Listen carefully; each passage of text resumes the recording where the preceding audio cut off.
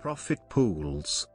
The profit pools is a strategy model that can be used to help managers or companies focus on profits, rather than on revenue growth. The method was conceived by Orit Gadiesh and James L. Gilbert, both consultants at Bain Co. Presented the following definitions: the total profits earned at all points along the value chain of an industry. Companies that see what others do not see, will be best prepared for capturing a larger share of the profits in an industry. The idea states that managers need to look beyond revenues to see the shape of their industry's profit pool. Strategies can then be created which result in profitable growth.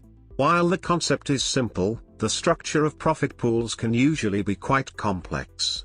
Some segments of the value chain will have deeper pools than the others. The depths may also vary within an individual segment.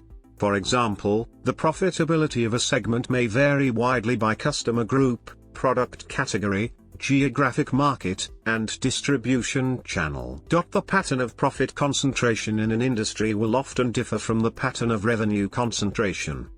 The model is often applied to identify new sources of profit, to rethink the role of a company in the value chain, refocusing a company on its traditional sources of profit, and also applied when making product, pricing and operational decisions.